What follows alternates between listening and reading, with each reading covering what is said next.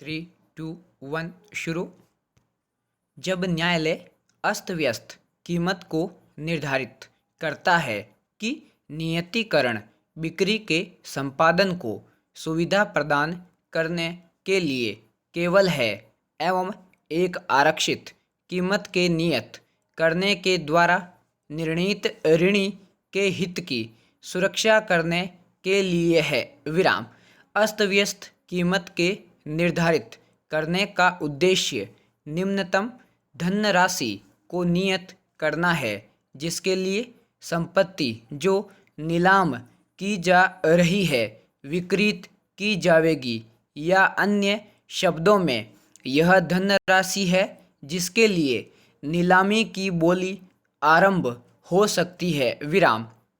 अस्त व्यस्त कीमत इसलिए कीमत से कुछ संबंध है जो संपत्ति नीलामी में बिक्री किए जाने को वांछित थी आकर्षित करने की आशा की जाती है। विराम। जब न्यायालय अस्त व्यस्त कीमत देता है यह ऐसा मात्र या तो निर्णीत ऋणी या बिक्रीधारी के सैद्धांतिक उद्घोषणा पर कर नहीं करता है नियत किए जाने को क्या रकम होनी चाहिए, जैसा कि अस्त व्यस्त कीमत सभी संगत तथ्यों के एक उद्देश्यात्मक विचार के बाद ही निर्धारित की जानी चाहिए। न्यायालय को अपने दिमाग को लगाना चाहिए जिससे कि निर्णीत ऋणी के हित की सुरक्षा हो सके। विराम। यह सत्य है कि अस्त व्यस्त कीमत को नियत करने के लिए कोई विस्तृत जांच किए जाने की अपेक्षा नहीं की जा सकती है, लेकिन कम से कम कीमत से अस्त व्यस्त कीमत संबंध न रखते हुए किसी अंक की भी नहीं हो सकती है जो कि नीलामी की बिक्री से संपत्ति बिक्री किए जाने को वांछित की आकर्षित करने की आशा की जाती है। विराम। सचमुच सिविल प्रक्रिया संहिता के आदेश 21 नियम 66 में एक स्पष्ट प्रावधान है जो न्यायालय को किसी व्यक्ति को समन करने में समर्थ बनाता है। विराम।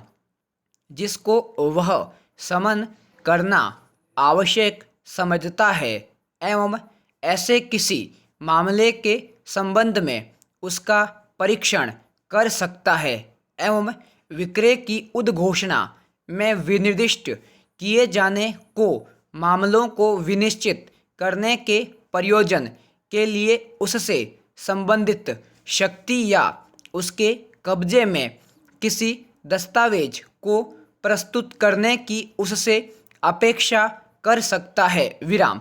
इसलिए न्यायालय को संपत्ति के स्वभाव के संबंध में आवश्यक सामग्री को अपने समक्ष रखना चाहिए कि क्या संपत्ति कृषिक संपत्ति है जिसके प्रयोग में संपत्ति रखी जा रही थी, क्या जुताई रुखी जुताई है या नम कृषि एवं ऐसे अन्य कारक जो अंततः संपत्ति के मूल्य को निर्धारित कर जाते हैं।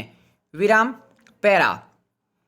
यह विवादित नहीं है कि अपीलार्थी गण के द्वारा एक वाद घोषणा के लिए दाखिल किया गया था कि संस्था सदर बाजार दुर्गा स्थान के तौर पर ज्ञात अथवा सदर बाजरा दुर्गाबरी के तौर पर ज्ञात जमालपुर नगर पालिका के अंदर उदासीन वर्ण के एक साधु महाप्रयाग दास जी के द्वारा स्थापित किया गया था एवं यह हमेशा हिंदू धर्म के उदासीन वर्ण के एक स्थान के तौर पर रखा गया एवं कब्जा किया गया है एवं हमेशा उसी से संबंधित था एवं इसके महंत एवं शिबेव के तौर पर उदासीन संप्रदाय के एक साधु के द्वारा